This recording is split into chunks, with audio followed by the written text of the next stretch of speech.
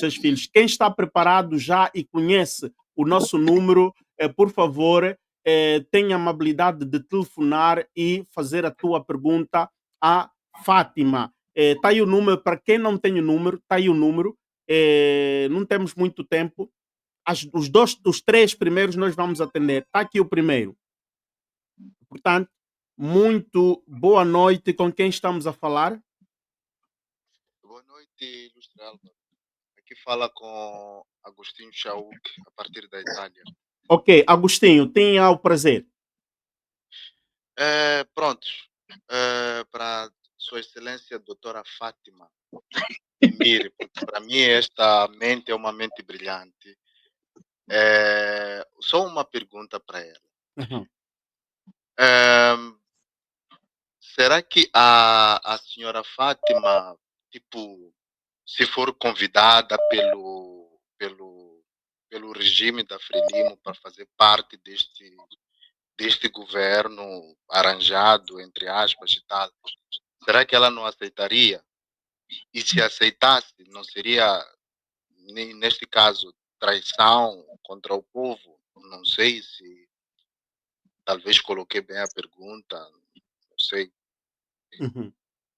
Ok, era só esta pergunta. Sim, era só essa pergunta. Ok, vamos escolher as perguntas e depois ela vai responder. Já temos um outro irmão em linha, vou atender. Está sim, boa noite, com quem temos o prazer de falar? Tá a falar com o Nildo. O Nildo, eu vejo que está chamado muito distante, não sei se é Índia, se é de que parte. É Brasil. Eu sou moçambicano, mas estou no Brasil. Ah, está no Brasil, ok. Portanto, qual é a tua pergunta para a Fátima? Bem, é assim, não seria bem pergunta, seria mais ou menos algum tipo de contribuição ou algum tipo de comentário. Ok, mas peço o favor de ser breve, porque como eu já anunciei, tenho que fazer e descansar a Mimbira, não é? Tem filho, tem esposa. Seja breve, por favor. É de facto, é assim. Eu acho que a Mimbira ela já falou praticamente um pouco de tudo daquilo que está a acontecer no nosso país. Agora, em relação ao tema que propõe como superar a crise com o regresso do VM7, eu acho que nós temos que sentar e começarmos a pensar como moçambicanos. Eu ia analisando por esses dias, por acaso eu estou a fazer um trabalho mais ou menos de ver como é que podemos reconstruir o nosso país, como é que podemos recomeçar o nosso país, porque o nosso país precisa ser recomeçado, na verdade, Uhum, precisa ser refundado. Eu fui abrir a Constituição e fui ver que a Constituição da República ela tem muitas lacunas, a começar não existe nenhum espaço para que o cidadão de ontem, de há 45 anos atrás, é diferente do cidadão de hoje. O cidadão de hoje sabe escrever, o cidadão de hoje sabe ler, o cidadão de hoje sabe perceber a situação que se passa em todo o país e contribuir para o país. Mas na Constituição da República só encontramos uma única brecha em que permite-se o cidadão levantar cartazes simplesmente para contribuir. Não existe nenhuma brecha em que o cidadão ele pode escrever, ele pode propor uma lei, o cidadão ele pode contestar por escrito a uma certa ação do governo. Então aí fica muito complicado. Nós precisamos urgentemente de abrir a Constituição. Eu estou gostando um pouco daquilo que é mais ou menos as conversas nas televisões, os debates ultimamente, que todos eles vão desembocar na abertura da Constituição. É urgente que se abra a Constituição, mas não para que seja discutida simplesmente por partidos políticos. Essa Constituição, ou por outra, a constitucionalidade desta Constituição, ou a reconstituição desta Constituição, o debate tem que ser abrangente a toda a sociedade. Existe muita gente estudada hoje em dia, existe muita gente formada que não é político, que não pertence a nenhum partido político. Existe um erro muito grande hoje em dia. Quem são os membros de partidos políticos não chegam 30% no país. Quando vamos à votação, nós conseguimos ver que não chegam 50% de pessoas que vão votar em partidos políticos. Então, muita gente não pertence a partido político algum, mas quer contribuir para o desenvolvimento do país. E nós precisamos começar a levantar debates desses que saem da esteira de partidos políticos e cingem na sociedade moçambicana. No novo pacto social moçambicano, tem que ser construído um novo pacto social moçambicano. Muito obrigado. Muito obrigado, muito obrigado. E damos oportunidade a mais uma chamada, se já há alguém pronto para ligar. Nós vamos dar essa prerrogativa para poderem chamar. Caso contrário, eu começo já a dar a palavra à Fátima. Fátima, se puderes responder à primeira pergunta. Bom, o Agostinho Tchau que coloca uma pergunta capciosa um pouco, né? Se eu fosse convidada, eu tomaria posse? Claro que não. Eu já declarei publicamente num órgão de comunicação social. Fátima, temos a última chamada. Vamos permitir só para ele fazer a colocar a questão e depois podes responder a 100%, ok? Vamos permitir aqui quem está em linha. Sim, boa noite. Boa noite, aqui Antônio dos Santos. Antônio dos Santos, tenha o prazer. Bem, eu queria sustentar um bocadinho que a doutora Fátima Mendir esteve aqui a dizer relativamente a alguns aspectos daquilo que está aqui a acontecer em Moçambique. Eu falo diretamente de Moçambique. Tenho o prazer de conhecer a Fátima, para além de que também já trabalhei com um primo delas, que é o Dário Alcides. Indo direto à contribuição. E assim, a questão de governar à força, que aqui se refere, está muito claro porque o partido no poder vem sempre a perpetuar esta forma de governação. Por que eu digo isto? Eu, pelo menos, como um jovem, cresci a saber de que a Renamo pilava crianças e tudo mais, mas este mesmo partido que está a governar vem a provar quem verdadeiramente perpetuava essas práticas, porque sempre governou à força, está claro isso. Então eu quero concordar com tudo aquilo que a doutora Fátima Mendir esteve aqui a dizer. Ok, é tudo. Muito obrigado. Muito obrigado. Estão a chegar tantas outras chamadas, mas como nós informamos, lamentavelmente não vamos Pode poder... aceitar mais duas, por mim não tem nenhum problema. Pode aceitar mais duas. Fazemos 5 ao todo. Yeah. Ok. Então vamos dar prioridade a este que está a nos chamar. São duas pessoas que estavam a chamar. Vamos dar prioridade ao Nelson. Nelson, não sei de onde nos chamas. Boa noite. Alô? Sim, boa noite. Por favor, diminua aí o receptor, porque está a voltar aqui a minha voz. Se podes diminuir o teu receptor. Ok, já o fiz. Muito obrigado. Muito obrigado. Sim, tens o microfone, por favor, avança. Doutora Fátima, muito obrigado pelas suas colocações. Aqui é Nelson, de Maputo. De fato, tem razão de ser tudo o que falou. O nosso Estado precisa de ser refundado, a nossa Constituição revista, as nossas leis eleitorais também revistas. No entanto, eu lhe faço uma questão. Sendo que, como nós vemos nos mídias, nas redes sociais, o movimento populacional que acontece ao nível do país, do Zumba ao Índico, de Maputo a Cabo Delgado, por exemplo, acha que o VM7, sendo ele a pessoa que vê e que sabe em algum momento que ganhou as eleições, ele aceitaria estar num governo como vice-presidente para garantir que exista de fato essa refundação do nosso Estado, essa movimentação, essa mexida da nossa Constituição e mexida de todo o governo? Ok, a pergunta está feita. É tudo. Muito obrigado. Muito obrigado, muito obrigado. Obrigada. Vamos dar então a oportunidade ao último que esteve a chamar. É uma voz também já conhecida, porque tem chamado várias vezes. Vamos esperar que ele atenda, porque estamos a voltar a chamá-lo. Ok, está em Boa noite. linha. Muito boa noite, nosso Boa, amigo. Muito boa noite. boa noite. Ah, falo de Moçambique, Amino aqui. Ok, Hum, agradecer pela oportunidade. Boa noite a todos os telespectadores. Agradecer realmente essa grande oportunidade que nos deu a Fátima, está-nos a dar a Fátima Nhambira, pela sua explanação. E em tudo que ela falou, realmente são coisas agradáveis, discordando num único ponto.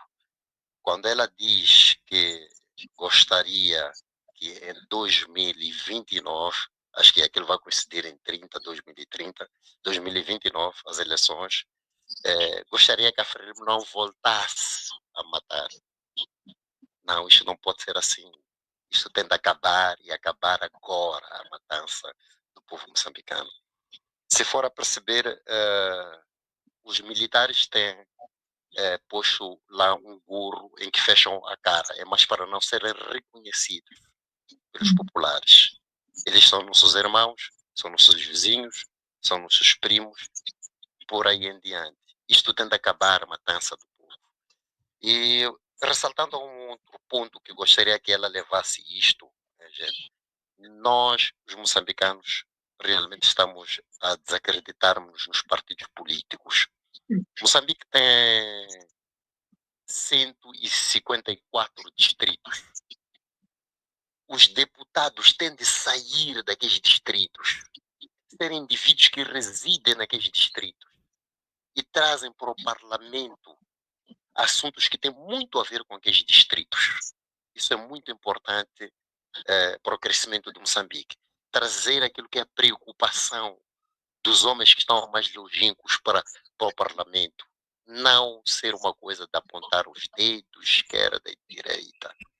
Hoje em dia, há uma coisa que eu ouvi com Makuta Kondo, está a acontecer comigo, onde ele diz que a minha mãe levou-me para a igreja católica. Eu sou católico, mas não voltei lá mais à igreja católica, porque já sei o que o padre vai falar. É um grande pensador africano, angolano e africano no geral. Todos nós bebemos uns aos outros. Eu, em particular, eu estou na porta a 100, 200 metros, 300 metros de uma mesquita. Quando ouço o chamamento da mesquita, não vou à mesquita, porque não acredito naqueles fulanos que estão em frente a mim. Eu vou para a minha casa, puxo lá o tapete e faço a minha reza. A única reza que eu me aproximo à mesquita é na sexta-feira, porque já não acredito nos crentes. Então, nos políticos moçambicanos, nós já não acreditamos. Sociedade civil está toda ela também essa embarcada. Estamos numa perdição. Daí onde que temos que respeitar a vontade popular. É minimamente essa que é a minha participação. Não é por mal. Gostaria que a dona Fátima, a senhora Fátima, levasse isso em consideração. Realmente tentar ver essa situação dos deputados, pois que os deputados eles realmente entregam-se logo em troca de valores, vão logo à Assembleia da República somente e traem o povo. É minimamente isso que é a minha participação. Obrigado aí pela minha participação, por ter ok, participado. ok. Muito obrigado nós, muito obrigado nós. Fátima, então, podemos começar com as respostas. São 5 perguntas. Não, 5, 3, não sei, tu é que escreveste.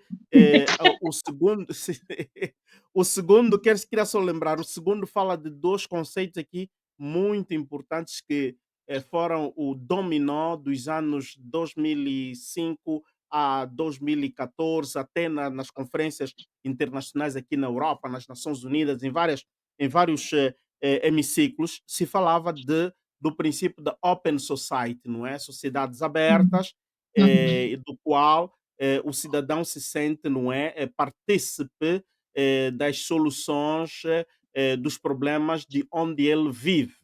E depois também a participação do cidadão, o direito à participação, que ele fala que agora o debate deve ser abrangente, deve ser transversal. A população moçambicana dos anos da Constituição de Moçambique é diferente do povo de hoje. Hoje o moçambicano é mais estudado, não é mais informado, então também tem direito à palavra. Fátima, o microfone é teu e eu aqui estou caladinho até que terminares. Muito obrigada, Álvaro. Muito obrigada a todos. Sei que há muitos outros que gostavam de entrar, infelizmente as horas não nos permitem, né? Mas creio que vamos continuar a ter estes espaços para continuarmos a dialogar. Voltando ao Chauk, porque eu entendi e eu dizia que a pergunta do Chauk era capciosa, porque ele no fim perguntava: aceitar um cargo, se me convidassem, não seria traição? E está ligada um pouco também à questão que foi levantada pelo Nelson e acho que um pouco pelo último interveniente, que eu não me lembro do seu nome, peço perdão, talvez Álvaro podes me ajudar. Eu não aceitaria, eu já declarei publicamente que eu nunca aceitaria nenhum cargo governativo proposto pelo Partido Frelimo. Como eu disse, eu sou declaradamente, e eu volto a reiterar, eu sou anti-Frelimo. Eu sou anti-Frelimo, que isso fique claro. Eu sou anti-Frelimo e a Frelimo não tem nada para nos dar. A Frelimo não tem projeto para este país. Eu este ano de 2025 vou fazer 21 anos de experiência profissional, dos quais eu tive 9 anos, 10 quase, como jornalista, 9 anos, na verdade, como jornalista, e vou fazer agora 11 anos como ativista na sociedade civil, a trabalhar na sociedade civil. E todos estes 20 anos eu tive a oportunidade de interagir com o governo, seja como jornalista para coberturas, para entrevistas, seja como ativista, como oficial, pesquisadora, em trabalhos que eu fazia na área da indústria extrativa, agora na área de finanças públicas, portanto, dentro da área de políticas públicas. E a conclusão que eu chego é que não há interesse. A Frelimo não está para governar, não. A Frelimo está para simplesmente fazer a partilha de benefícios entre grupos de pessoas que integram o governo e outros que estão fora do governo, e não para governar. O problema deste país é falta de interesse e de compromisso, não é falta de dinheiro. Então, eu me recuso a ser parte de um grupo de pessoas que, ab início, eu sei que eu não vou lá para ir dar o meu melhor, mas eu vou lá só para ir fazer fita. Eu não quero fazer fita em absolutamente nada. Portanto, eu não iria me juntar a um governo assim, nunca aceitaria uma posição, qualquer que fosse no governo, tanto é por isso que eu aceitei ir me juntar ao MDM. Já fui aliciada até para me juntar ao grupo dos frelimistas e não sei o que, tentaram me convencer aí de umas coisas mentirosas. Eu só disse: vocês não têm programa para esse país, me provem que vocês têm alguma coisa para esse país. E as conversas terminaram aí mesmo. Portanto, isto para dizer que eu não iria aceitar, e se tratando de um governo, para ser mais específica, que saísse de uma ilegitimidade, seria traição sim ao povo. Agora, é preciso distinguir. Venâncio tomar posse como vice-presidente ou primeiro-ministro não é uma questão de enganar o povo e assumir uma posição, porque essa posição que ele tomaria seria de uma solução negociada. Entenda-se o seguinte: talvez seja o fato de que as pessoas querem que o Venâncio tome posse porque ele ganhou as eleições. O ideal seria esse, gente. Esse é o ideal. Mas vamos ser francos, nós já não estamos no âmbito do ideal, porque o ideal morreu com a Constituição, com o Conselho Constitucional, quando validou estas eleições. O ideal morreu. E o que sobra? É o possível. Então, se possível, não é no sentido de dizer eu reconheço estas eleições, mas é no sentido de dizer, ok, em face dessa situação em que o Conselho Constitucional validou eleições eleitorais, eleições fraudulentas, a única via de nós pacificarmos é termos o Venâncio com uma posição equiparada àquele que o Conselho Constitucional deu poder, percebe? E é por isso que eu digo, ou ele é um vice-presidente que não existe, significa que na negociação se criaria esse vice-presidente, e não é um vice-presidente para ele sentar, ficar ali, para ter no seu CV que já foi vice-presidente, ter regalias, ter benefícios. Não, é para implementar tudo aquilo que ele, durante aqueles 45 dias de campanha, ele prometeu ao povo moçambicano, ou seja, é ir fazer as reformas necessárias para que daqui a 5 anos, quando nós tivermos eleições, nós tenhamos um país, porque o que nós precisamos é construir este país. E uma coisa que nós temos que ser realistas, gente, eu vou sempre pelo realismo. É verdade que o realismo não é agradável aos nossos ouvidos, nem sempre o realismo é agradável aos nossos ouvidos, mas a realidade é a seguinte: nós nunca vamos conseguir governar este país nessa situação em que nós estamos agora, sem a Frelimo.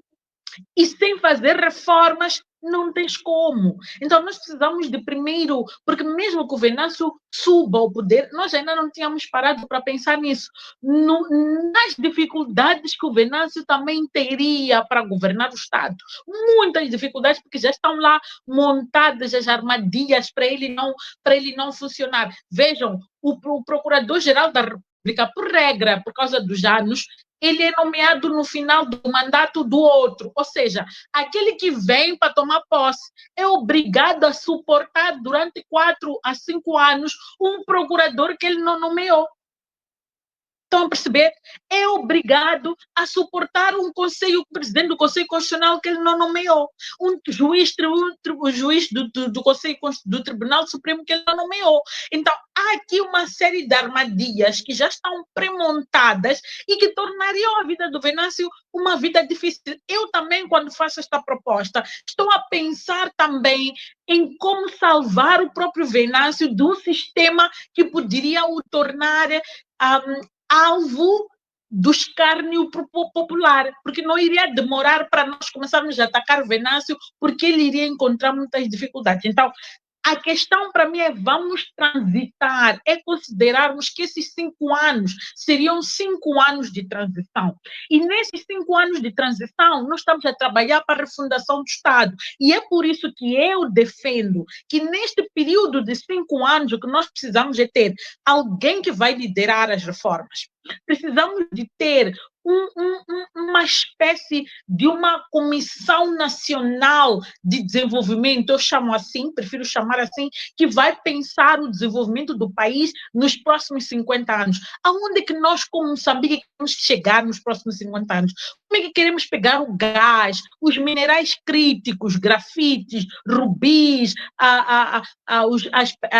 as terras raras e outros recursos minerais que nós temos, o gás natural, o petróleo leva aqui em Inhambane, para transformar o nosso país no futuro? Como é que nós queremos pegar as potencialidades agroecológicas que nós temos para desenvolver no futuro, produzir comida para o nosso povo, reduzir a dependência de importações, industrializar a nossa economia para gerar empregos para o nosso povo? Como é que nós queremos nos próximos anos, construir o nosso Estado do ponto de vista institucional? Como é que nós preparamos o nosso pessoal? É nesse sistema de ensino que nós temos atualmente? Como é que nós queremos tratar a nossa população? É com esse Sistema Nacional de Saúde que nós temos atualmente? Como é que nós formamos os nossos professores? Como é que formamos a nossa população? Como é que nós criamos um setor privado robusto, que vai ser esse setor privado capaz de trazer as soluções de empregabilidade que nós não temos neste momento para a nossa juventude? Portanto, nós precisamos de ter os moçambicanos engajados nestes 5 anos, nesse processo de reconstruir Moçambique. Para mim, a questão não é dizer, ele ganhou, vai governar. Ele ganhou é parte da solução dos problemas. Vamos reconstruir o nosso país. As verdadeiras eleições, porque isto é uma preparação, na minha perspectiva, porque já está tudo estragado. Vamos usar isto como uma preparação para as eleições que vão vir em 2029. Mas precisamos do Venâncio numa posição chave, numa posição determinante para as reformas, para assegurar que nós temos o Estado que nós queremos. Porque deixar Chapo sozinho, ou dizer que, bom, porque o mais provável acontecer é Chapo tomar posse, ficar presidente, governar, mesmo assim como as coisas estão. O que é que nós ganhamos?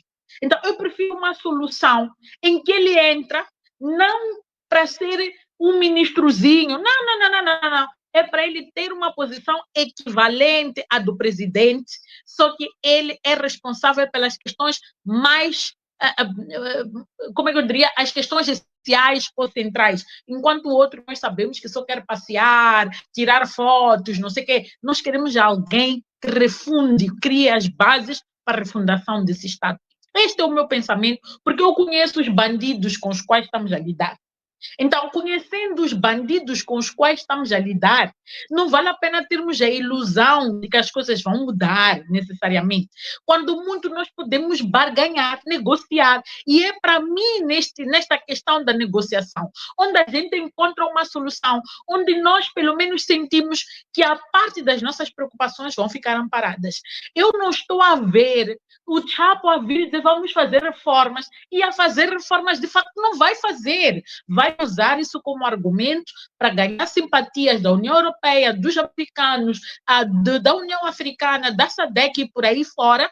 Vão passar 5 anos, não vai haver reforma nenhuma, ou se houver reforma, é uma simulação de reforma. Não é isto que nós queremos. Então, ter o Venâncio no governo com uma posição equivalente à do presidente, estarem ali os dois a governarem juntos, para mim é uma solução que eu acho que faz mais sentido na situação em que nós estamos, porque duvido muito que eles efetivamente entreguem o poder ao Venâncio. Como eu disse, estou a ser realista, o realismo não agrada nem aos ouvidos, nem aos olhos, mas a mim, pelo menos, me dá um pouco de esperança de que é possível fazer alguma coisa. Sim, pensar. Eu concordo que nós precisamos de despartidarizar. Eu, quando falo de despartidarizar, eu estou a pensar no sentido mais profundo do termo. As discussões sobre a vida do país não podem ficar reféns de partidos políticos.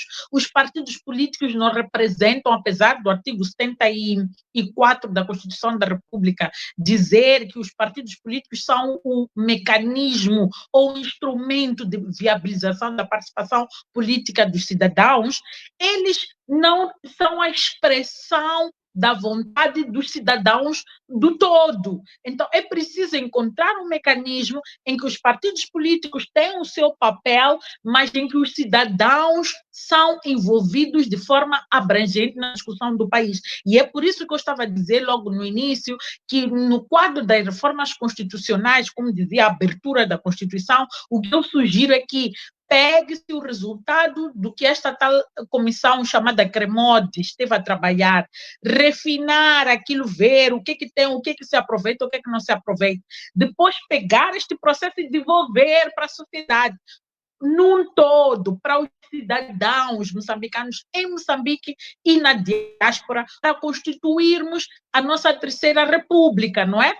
Com base numa nova Constituição, com base numa nova...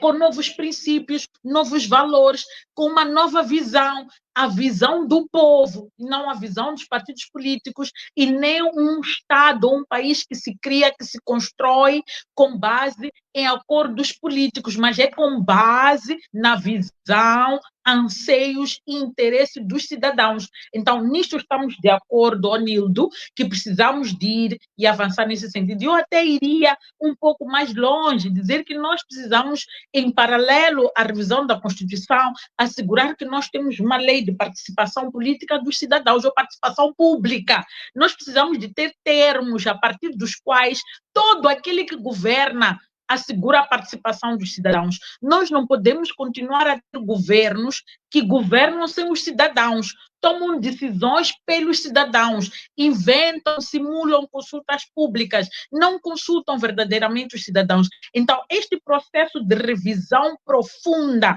da Constituição da República tem que ser esse ensaio deste processo de inclusão, de governar com os cidadãos, a ouvir os cidadãos e traduzir na Constituição da República aquilo que é a visão, a perspectiva dos cidadãos, não é? O que eles querem, que tipo de garantias constitucionais eles querem ver reforçadas na Constituição da República, que tipo de poderes eles querem ver diluídos também na Constituição da República, porque não podemos ter um rei Mswati, não é, em Moçambique, não é um soberano que manda mais que o rei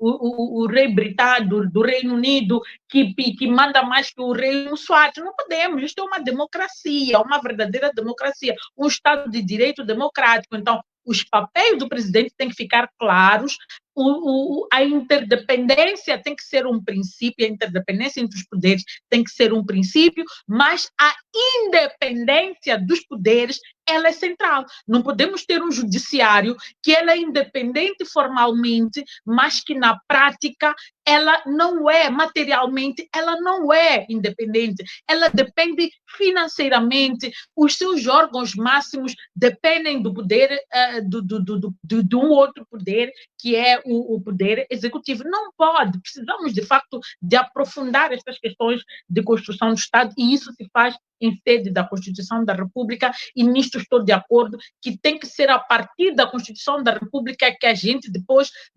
resvala ou vai e se aprofunda nas demais leis que a gente tem que rever. Por exemplo, o próprio Conselho Constitucional, nós temos que prever, temos que reformar o Conselho Constitucional.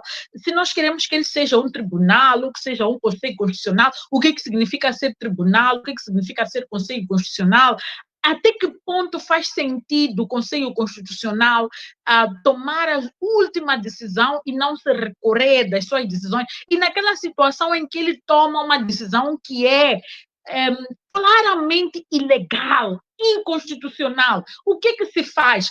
Se assume, se acata uma ilegalidade, uma inconstitucionalidade. Então, estas questões têm que ser aprofundadas. Temos que discutir o papel do do Conselho Constitucional enquanto tribunal eleitoral. Como é que ele funciona? Como é que ele se estrutura? Qual é o seu papel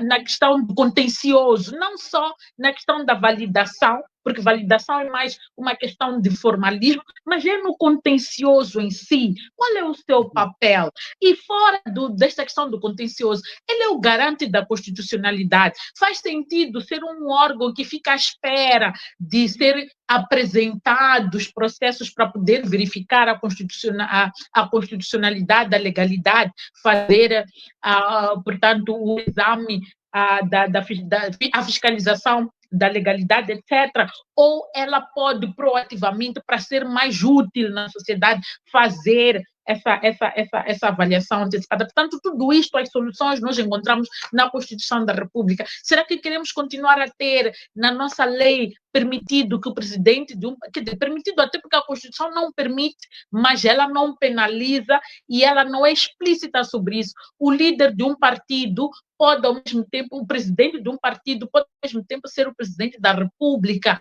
E quando é que ele está despido de um poder e de outro? E eu gosto sempre de trazer o exemplo de um encontro que o Lutero Simango teve com o Nussi, onde na presidência da República, portanto, com o presidente da República, e foi se queixar contra o partido Frelimo, ao qual Nussi, quando sai da presidência, é presidente. Quer dizer, como é que o presidente da República vai agir contra o presidente do partido Frelimo, se são a mesma pessoa? Portanto, são estas questões que nós temos que aprofundar. Queremos continuar a ter um presidente com excessivos poderes, queremos ter os governos provinciais eleitos, mas sem poderes reais. Queremos continuar a ter uma administração pública ineficiente, sem mecanismos de avaliação.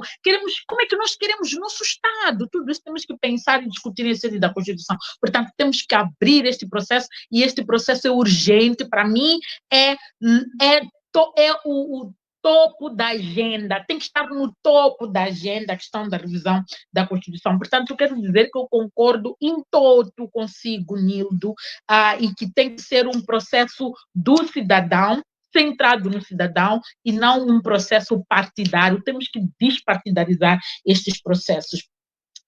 Eu compreendo, e aqui só para reforçar, eu compreendo a preocupação que todos têm. Eu própria sou defensora disso. É o fim, chega, Frelimo fora. Este é o nosso desejo. Mas o nosso desejo e a realidade são duas coisas diferentes. Se tivermos a oportunidade, se tivéssemos órgãos justos, transparentes, pessoas honestas, sinceras, verdadeiras, que amam o seu país, que lutam pelo seu país, que querem construir o seu país, que prezam a verdade, defendem a verdade, estão dispostas a morrer, a perder tudo pela verdade, pela justiça, nós hoje não estaríamos a ter esta conversa. Infelizmente, a realidade é outra. É esta de que há injustiça eleitoral, há mentira eleitoral, há um governo ilegítimo que vai eventualmente tomar posse. A Frelimo tem que ir embora. Eu já disse isso e repito, a Frelimo tem que ir embora. Moçambique tem que trilhar os passos que a Zâmbia já teve a oportunidade de trilhar, que o Malawi já teve a oportunidade de trilhar, a Tanzânia, gente, eu estou a dizer às pessoas, estudem o caso da Tanzânia. A Tanzânia é, neste momento, o país com menor dívida pública. Estudem a Tanzânia, vão se impressionar. A Tanzânia hoje está a desenvolver as suas infraestruturas com base no dinheiro dos seus recursos. A Tanzânia conseguiu reformar o setor mineiro, fazer as empresas pagarem mais do que aquilo que estavam a pagar. Tudo isso é legado do Magufuli. A Tanzânia experimentou aquilo que se chama de alternância política e hoje a Tanzânia está a dar um passo muito importante para o desenvolvimento, e não nos espantemos que daqui a mais alguns anos a Tanzânia seja um dos grandes países economicamente falando no nosso país.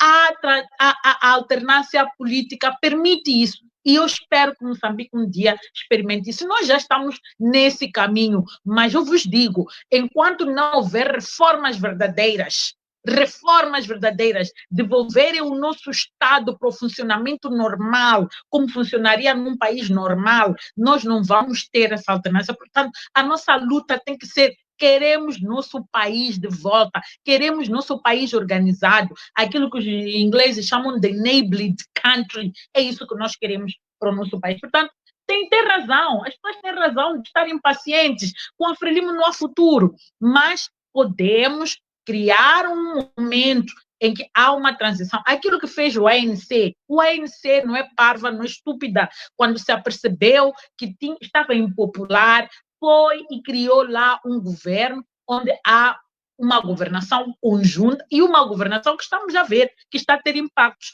Quem diria que na África do Sul um dirigente estaria a conduzir uma Toyota no lugar de um BMW de não sei quantas cilindradas e de não sei quanto do último grito? Quem diria? Hoje estamos a ver isso acontecer na África do Sul. Então, eu acho que nós não podemos ficar presos a esta ideia de que, sim, o Venâncio ganhou. É verdade, o Venâncio ganhou, foi roubado. Eu também, aqui na província de Maputo, fui eleita deputada, mas não fui considerada pelo Conselho Constitucional. Fui roubada. Vou morrer por isso, vou matar por isso, o que eu faço? Vamos ser parte da solução dos problemas. Então, para mim, sim, Frelimo tem que sair, mas nós não temos força suficiente hoje para tirar a Frelimo nos termos em que estamos. Vamos obrigar a Frelimo a aceitar aqueles que ganharam as eleições numa posição de governação conjunta aqui.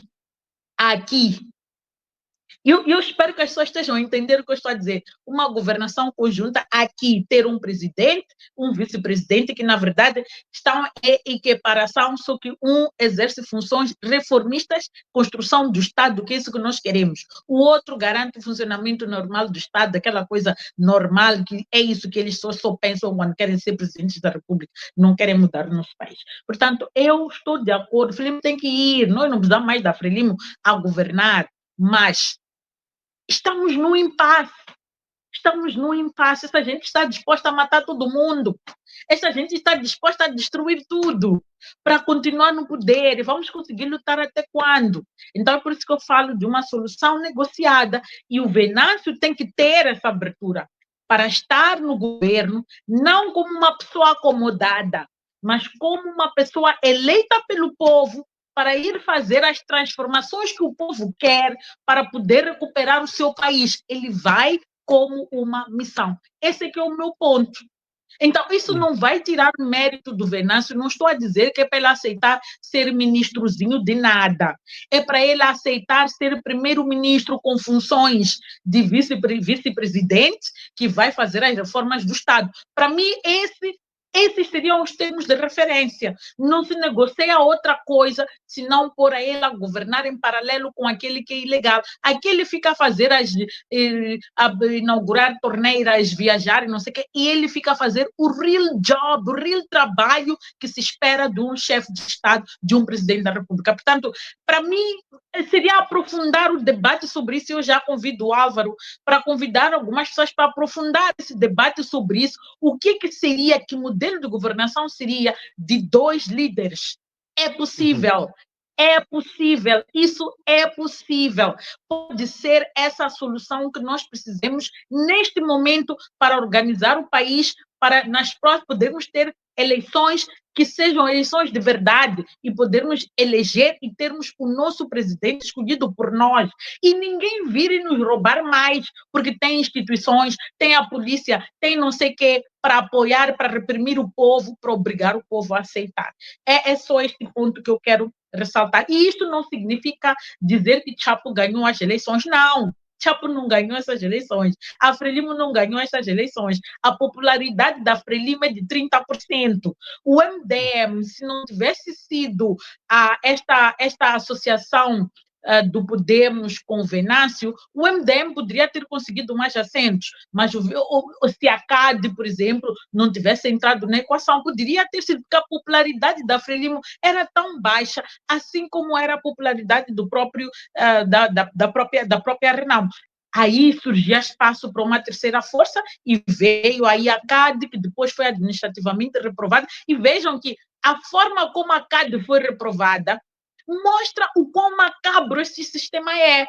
E é este sistema que quer nos impor esse Chapo. E nós estamos a dizer que não, é água ou vinho ou vinho. Às vezes tem que ser água e vinho. Neste caso, que é transitório, entenda-se, o meu posicionamento é de que nós estamos numa governação de transição. Isto não é uma governação real, é de transição. Entenda-se, portanto, o enquadramento que tem que ser feito, a minha fala, é de que eu estou a falar de um governo de transição, porque não há condições para dizer que temos um governo legítimo e democraticamente eleito. E o último, para terminar brevemente, o senhor Antônio coloca, portanto, Nelson, isto para dizer que eu espero que o Venâncio aceite essa posição, mas tendo clareza do que vai fazer. O senhor Antônio Santos fala sobre a questão da Frelimo. Sim, a Frelimo é um partido de narrativas. A Frelimo, durante muito tempo, criou a narrativa de que todos aqueles que não concordam consigo são da oposição. Quando se apercebeu que nem tudo era sobre ser oposição, começou a dizer que são agentes da mão externa. Agora está a dizer que são vândalos, que são terroristas. O último termo agora é de que todos que estão a reivindicar a justiça, a verdade, são terroristas. E o governo de Bashar al-Assad, que foi deposto recentemente, e achei a entrevista do líder atual muito interessante e recomendo que escutem, existe uma tradução em português. Achei muito rico porque veio localizar muito bem este termo terrorista, quando diz que todo aquele que luta por justiça hoje é catalogado de terrorista. Então, quando já dizer que é da oposição não funciona, porque nós dizemos sim, somos da oposição, somos oposição à injustiça, à improbidade, à corrupção, à impunidade, à ilegitimidade. Então, cai por terra esse argumento de ser oposição. Se somos opostos a tudo aquilo que controverte o interesse público, então somos oposição orgulhosamente. São agentes da mão externa, porque trabalham em ONGs, recebem dinheiro de doadores. O governo moçambicano também vive de dinheiro de doadores. É por isso que começam a inventar essa história de que querem fazer reformas, que é para granjear a simpatia dos doadores, para ver se eles lhes dão corda. Agora que estamos a falar, o governo recebeu um compacto de quase 500 milhões de dólares dos americanos.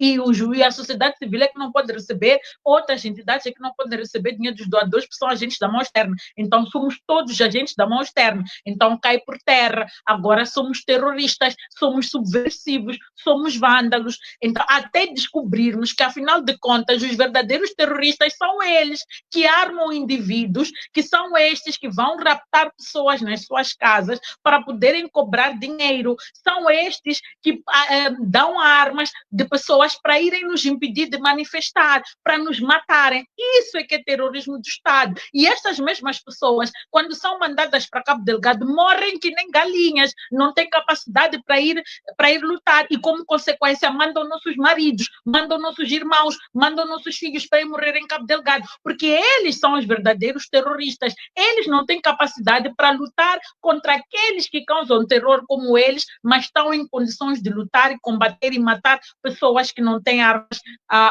como os cidadãos que estão apenas a exigir a justiça e a verdade. Portanto, o país, neste momento, só para terminar, é um ponto que eu acho que é muito importante, Álvaro.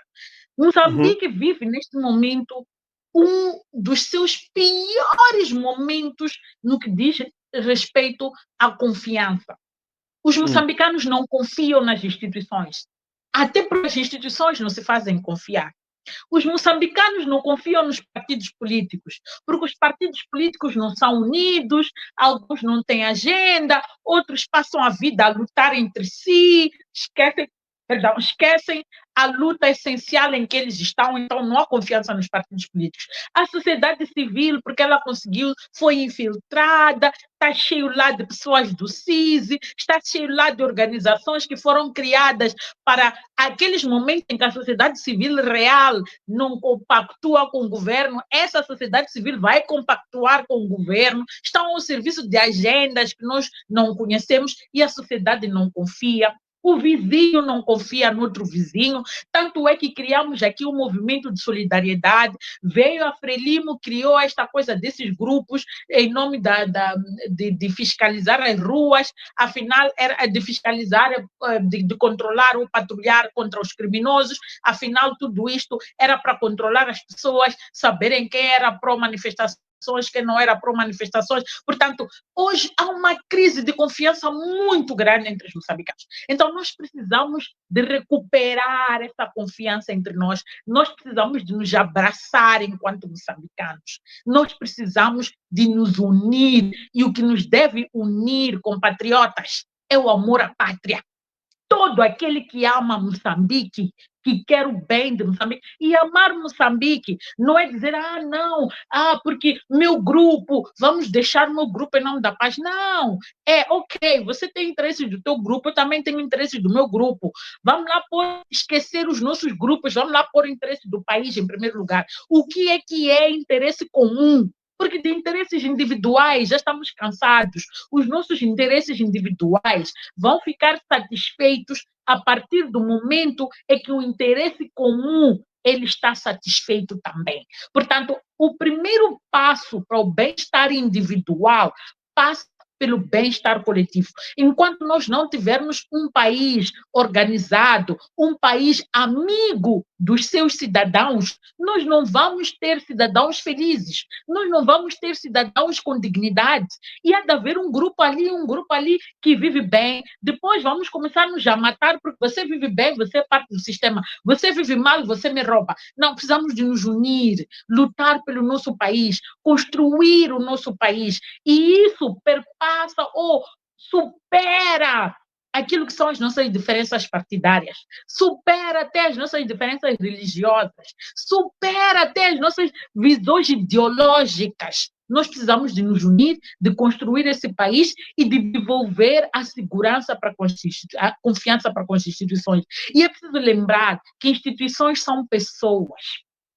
Instituições não são aquelas paredes, não são aqueles documentos que estão lá que dão forma. São as pessoas que dão vida às instituições. Então, nós temos que nos transformar. Este processo todo, os nossos irmãos que morreram, não podem ter morrido em vão. Este sangue que foi derramado tem que servir para nos transformar também, para regar aquele amor, aquele sentido de patriotismo. Patriotismo não é dizer ao chefe o que está errado, e dizer que o que está errado está certo. Patriotismo é você dizer até ao teu chefe, contrariar ao teu chefe, quando ele não está a defender o interesse público, porque você ama mais o teu país que é o teu chefe, que é o teu partido, que é o teu cargo, porque você sabe que este país te deu dignidade, este país te deu uma coisa tão importante que muitos no mundo hoje choram para ter, que é uma identidade. Você é moçambicano, você tem um país,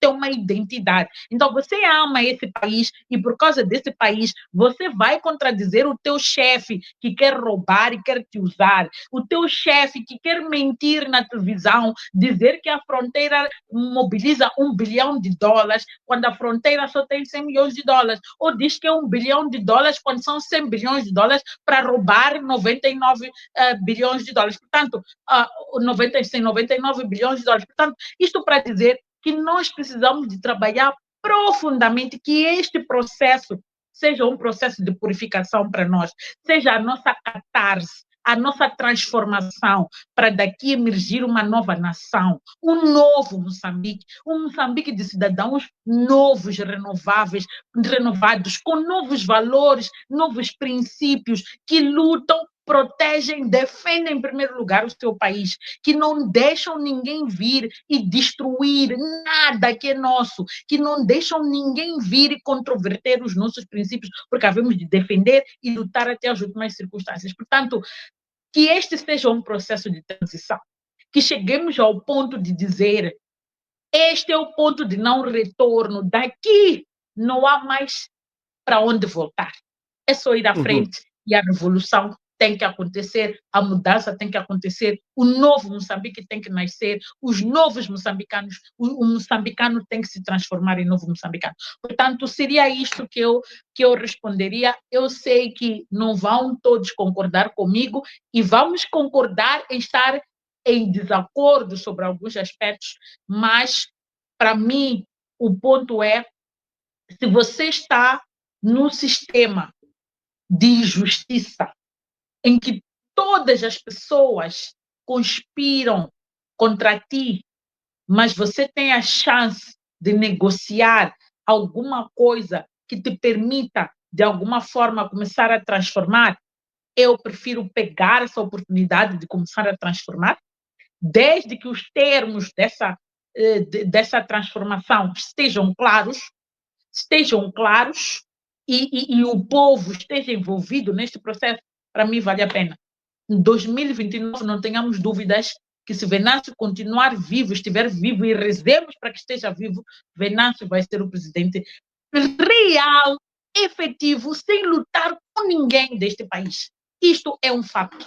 Mas este ano, estas eleições, vamos lutar, vamos até as últimas. Eu não sei como é que a gente vai fazer. Temos alguma réstia de esperança nesse processo que vai ser submetido em breve, eventualmente, mas e se? Qual é o plano B? Qual é o plano C? Porque temos que ter o plano B e o plano C. Ou vamos preferir viver num país ingovernável?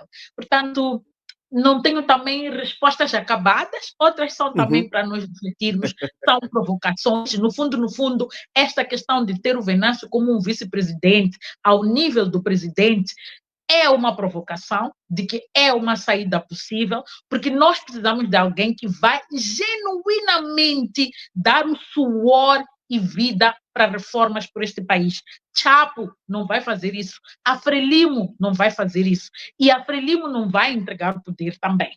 Então, se ela não vai entregar o poder e não quer fazer as reformas, não vai fazer as reformas, o que é que nos sobra? Como é que a gente resolve? Como é que a gente sai disso? Quais são as vias? E a via que eu proponho é uma via negociada em que temos o Venâncio a ter uma posição de vice-presidente, pode ser como primeiro-ministro, mas com poderes para trabalhar nas reformas de refundação deste Estado moçambicano. Isto é o que eu tenho a dizer. Esta é a minha proposta, porque eu quero que a gente possa continuar a sonhar. E como as coisas estão hoje, a gente não pode sonhar. É um pesadelo e nós queremos sair desse pesadelo. Obrigada. Obrigado a nós, Fátima. Como vocês próprios notaram, uma mulher muito cheia de bagagem e não esgotou tudo. Acredito que poderíamos ficar aqui mais tempo e ela iria continuar, portanto, a nos abençoar com toda esta bagagem que ela tem. Portanto, a sua proposta principal, resumindo desta forma, é uma proposta muito equilibrada, muito, digamos, inteligente para se superar esta crise. Portanto, criar-se um governo de transição em que as principais forças, aquelas forças, digamos, que têm maior peso nesta crise, assumirem a leadership deste governo, mas com funções bem distintas. Um que iria ficar com o pacote das reformas, que é a parte mais maquinosa, e o outro ficaria com a gestão, digamos assim, corrente do país e representativa, para a reforma necessária do Estado, reforma das instituições, iniciando com a lei constitucional e por aí fora. Portanto, proponho a todos vocês, aqueles que terão tempo de rever, nós iremos vos ajudar para fazer a divisão deste debate, desta conversa tida aqui com a Fátima, para vos ajudar a focalizar-se nos temas que ela pode desenvolver aqui e que são muito interessantes. Só para lembrar que ela lançou aqui um grande desafio ao senhor Forquilha, se seria capaz de convocar uma manifestação e se o povo iria responder positivamente para provar, para medir a pulsação da capacidade de mobilização, aceitação que o senhor Forquilha e o seu partido têm no povo moçambicano. E entre tantas outras coisas interessantes que foram ditas aqui. Muito obrigado mais uma vez, Fátima. Muito obrigado à sua família que consentiu nos permitir mais um tempinho. E obrigado a todos os moçambicanos que até agora estão conectados, aos angolanos que estão conectados. E hoje, por estranho que seja, nenhum angolano telefonou. Deram prioridade aos moçambicanos telefonarem. E isto é muito importante. Quanto ao pedido que faz Fátima de organizar uma jornada, outros debates, nós estamos abertos para isso. Depois vamos ter ocasião de trocar ideias de como poderemos organizar nos próximos dias estes debates. Faltam 5 dias, 4 dias para a tomada de posse de quem foi indicado presidente pela Constituição.